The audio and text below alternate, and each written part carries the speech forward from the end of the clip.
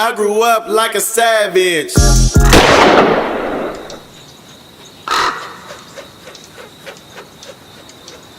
You know what?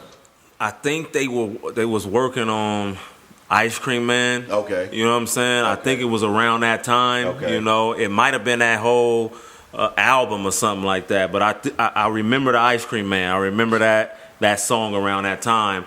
And I think 5 on it may have came a little bit later. You know what I'm saying? Yeah. So I didn't really know too much about him. When I saw him, I saw him at a studio. I don't know which one it was. They kind of remind me of the backpack, like they had the dreads rappers, with the backpack kind of like dudes, we you know. Nubians back then. Yeah. Housers. Yeah, and nobody really wasn't doing that, like doing the lyrical thing from the town. So when I heard them, I was like, man, like that's a new thing for Oakland rappers. You know what I'm saying? To do it like that. You know, we were just straight up talking about the hood, about what was going on the turf. You know what I'm saying? Y'all had bars, because metaphors is something that I don't even think y'all knew y'all was doing. Yeah. Y'all was just doing that. A lot of rappers in Oakland was straightforward. Wasn't no metaphors, right? Right. But the Luniz metaphors was like more playful. Mm-hmm. You know, when they first started, it was like, that's what I really liked about the Luniz. I liked that playful little thing that they had going. Yeah. But y'all, especially you, I don't even know if you tripped off of it if you listen to your old music, but your metaphor game was crazy.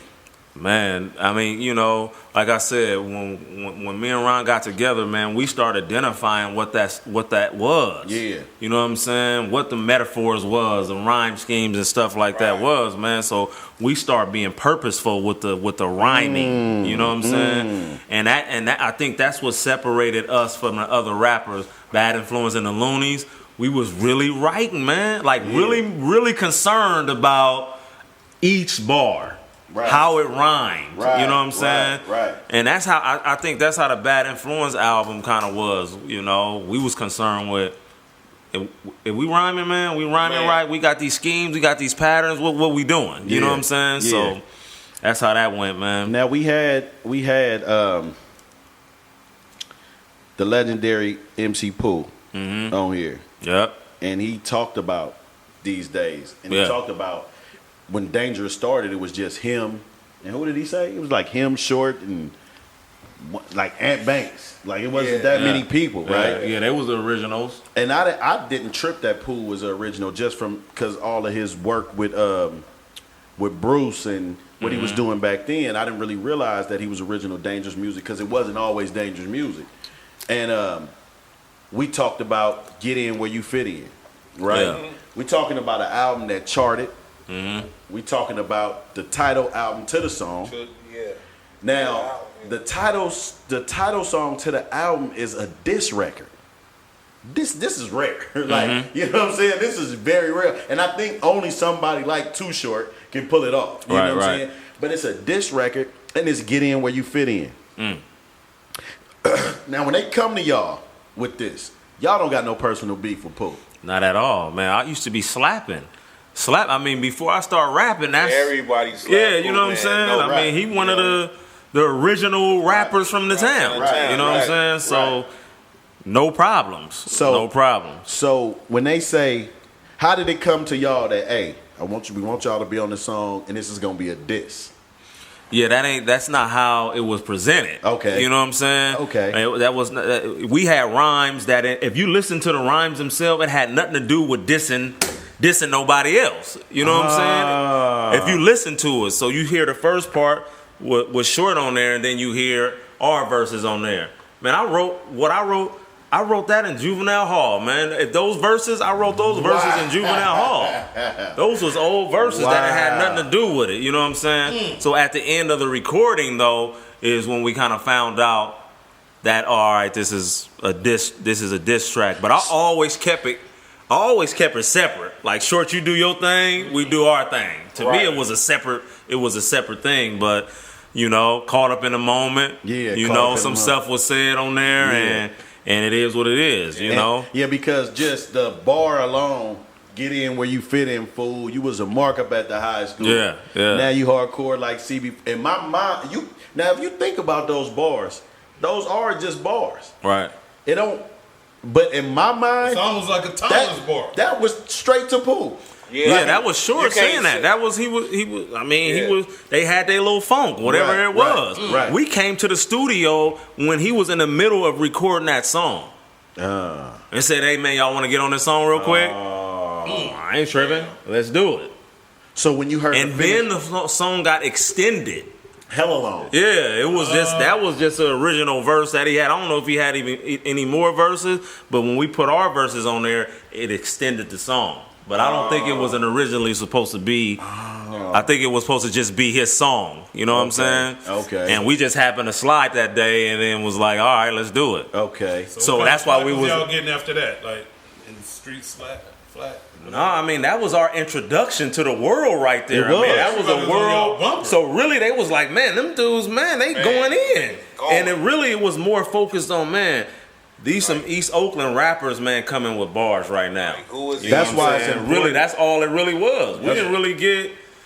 We didn't really talk about the issues. For you to tell your own story, because in my mind, I had already wrote it off like, y'all riding with me? I'm like, y'all was like Tupac and the Outlaws to me. Yeah, you know what I'm saying? Like, before they even existed. You know what I'm saying? To me, it was just like, my little partners here, they going to go crazy on whoever. You know what I'm saying? Plus, you got to think about the stories that's going on in the streets. The battle probably already happened by the end. Yeah. We know how y'all gassing on all the music. You just automatically thinking like, that's a given. They're gonna go in on it. He got no hitters to come and tear that ass up. So when you hear it and it's on an internationally released record and you hear it in its complete form, what is your reaction? Man, my reaction to it really was short-lived, really. You know, especially the beef part. Right. I didn't even think nothing of it, man. I was just like, man, I'm on here rapping. Right. It is what it is. You know what I'm talking about? So I didn't really... I was just like, man, we on an album that went gold and platinum. Right. So that means, lots of people heard this. So that was my focus. My focus was no beef and all that. Yeah. I wasn't even tripping on that. Right. You know what I'm saying? Right. It didn't really come my way. You know, maybe it would have if we would have ran into each other. Right. You know, but it didn't come my way. You know what I'm saying? And on the flip side of that, it did come Ryan's way. Yeah. And him and Pooh had their thing. And like he said, all of us is older. Yeah. Everybody think different. Pooh think way different about that situation. If you let him tell it, he was at fault.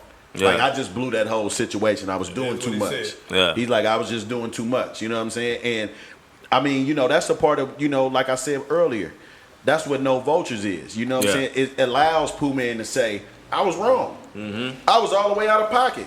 Because nowhere else you gonna get that from. Nowhere else you gonna get that. Somewhere else you gonna get it where they edit it and cut it off, and he be like, "Fuck them, fuck them." You know what I mean? And then it's like some 40-something-year-olds back at this 25-year-old beat. And maybe he wasn't wrong. You know what I'm saying? Maybe he was wrong and he was right. You know what I'm saying? You never know. Because, who knows what their response would be unless you be in that situation. Right. You know what I'm talking about? Right.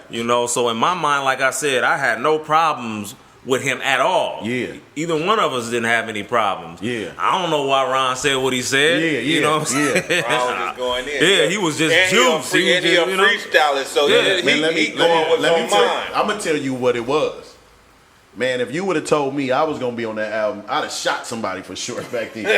What you want me to do? I'm just saying, this is Oakland. This is youngsters dealing with OGs. It's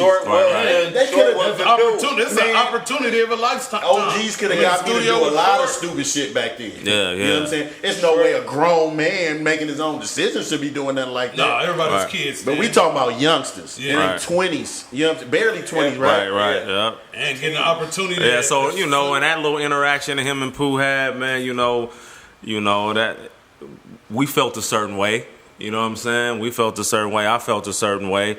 I'm just glad that that's just where it ended. You know what I'm saying? It wasn't that's supposed where to go it ended. down like that. And again, we all in this rap fellowship. We all in this Oakland fellowship. So if we can somehow show these youngsters that, hey man, really it's about uniting. It ain't even about separating and dividing. It's about uniting and working together. Man, if we could show them that, then we did our part. And I just think a lot of it is plain out ignorance, man. Don't know. Yeah, so you're young. So it's important that we have you on here and documented that somebody that been through a beef that wasn't their beef. Yeah. Somebody that been through something that got physical You know, not with you particularly, but with your partner in rhyme. And nobody died. You know what I'm saying? It didn't get that ugly, but there was major diss records done. You know what I'm saying? After that, you know what I'm saying? So, but like I said, nobody died, nobody got killed. You know, from that, but a lot is to be said about how you view it now. The way you just articulated what you said about the whole situation now.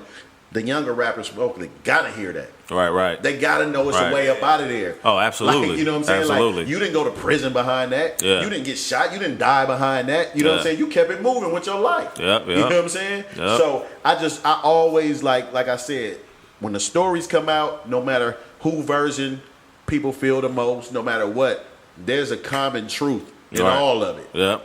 And you just got to ride with it like that. Like that's just what happened. A bunch of misunderstandings. Man, it's just a historical checkpoint that you can reflect on moving forward. Man, you feel me? That's it. That's a beautiful thing. That's it. Now